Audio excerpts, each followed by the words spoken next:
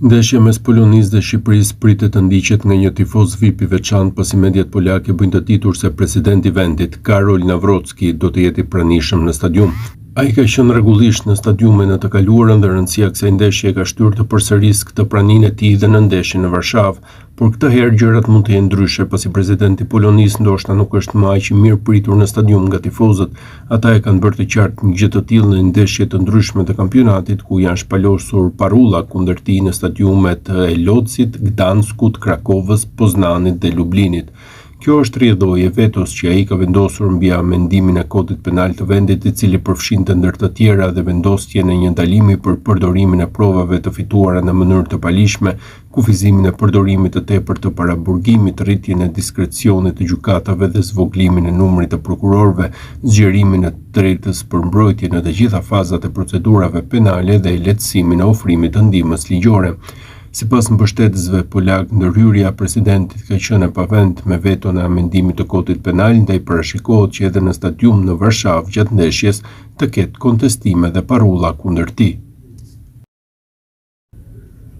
Zbigniew Boniek, legjenda e futbollit polak, ka shpjeguar se e ka të pamundur të kuptojë situatën që po përjeton aktualisht përfaqësuesja e vendit të tij, pak ditë para ndeshjes ndaj Shqipërisë që vlen një bilet për finalen e play-offit për Kupën e Botës.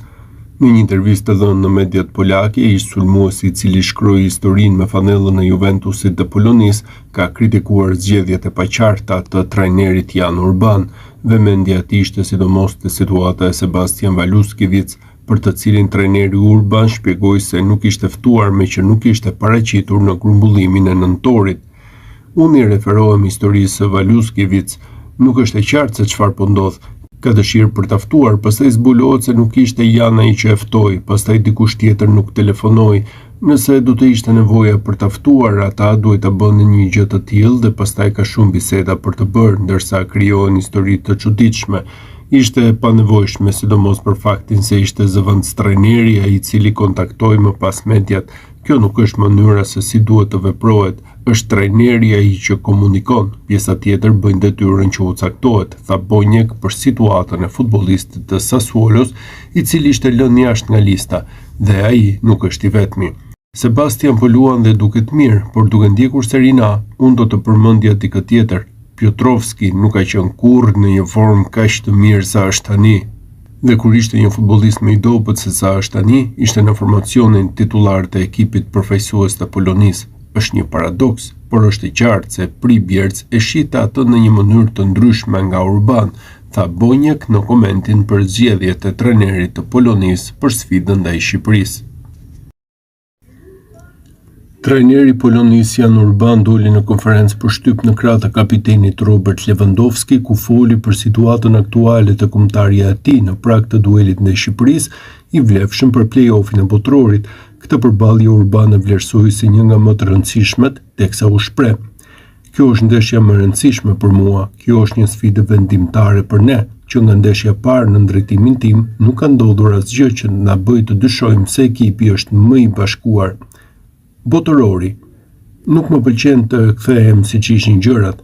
Në kohën time ishte më e vështirë të arrije finalet. Gjithmonë ndihemi trishtuar që kaq shumë ekipe mund të luajnë në Kupën e Botës ose në kampionatin evropian, dhe jam shumë i lumtur që pata mundësinë të luaja në Kupën e Botës. Shtyllat e ekipit. Shpresat e mia i mbështes te ekipi. Shumica e lojtarëve luajnë për klubet e tyre, kështu që është jashtëzakonisht e rëndësishme që të ruajmë një ritëm ndeshjeje, po funksionojmë mirë si ekip. Aspekti atletik nuk duket të jetë problem. Gjatë kohës që unë kam qenë trajner nuk ka pasur shumë ndryshime midis lojtarëve. Talenti i 17-vjeçar Pietruszewski që luan te Porto. Është e mundur që ai të luajë në formacionin titullar, por nuk është domosdoshmërisht kështu. Nuk kam asgjë për të fshehur si trajneri i ekipit kombëtar. Nëse duhet të flas hapur për vendimet e mia, e bëj. Gjithsesi, nuk mund t'i kënaq të gjithë. Për Berezhinskin dhe Gruzgiçkin. Këta janë lojtarë të cilët mund të mbështetem, ata mund të ndihmojnë në dhomat e zhveshjes me përvojën e tyre, nuk mund ta blesh këtë. Kjo do të jetë gjithmonë e dobishme për lojtarët e rinj. Ata e kuptojnë se ky mund të jetë fundi i karrierës së tyre në ekipin kombëtar. Unë mbështetem te eksperjenca e tyre për të ndihmuar në momente të vështira dhe për të bërë pjesën e tyre në dhomat e zhveshjes. Vlerësimi për Shqipërinë. Të luash kundër kësaj skuadre ka qenë gjithmonë e vështirë. Kundërshtarët kanë potencialin më të madh se vetë skuadra. Lojtarët që luajnë këtu në vitin 2023 janë zhvilluar. Skuadra është shumë e fortë dhe ne kemi avantazhin e ndeshjes në shtëpi. Në mbrojtje ata janë shumë të fortë. Është e vështirë të krijosh raste kundër tyre. E gjitha kjo vjen në kurrizë të lojës sulmuese. Shpesh është një kompromis. Duhet të merremi me pikat e tyre të forta. Duhet të luajmë një nga ndeshjet tona më të mira për të imposhtur. Le të luajmë më të mirën tonë dhe të fitojmë. Portieri. Mendova se gjërat po ndërlikoheshin për ne. Mendoj se Skorupski do të ishte ai që do të mbronte portën. Nuk kemi shumë përvojë në ekipin kombëtar tani. Portierët aktual janë ende duke u zhvilluar. Le të shpresojmë se do ta bëjmë siç duhet. Milik. E dim si ishte gjendja e tij shëndetësore, nuk mund të heqim dorë nga lojtar të tillë, po kemi vështirësi të zgjedhim sulmues. Objektivi.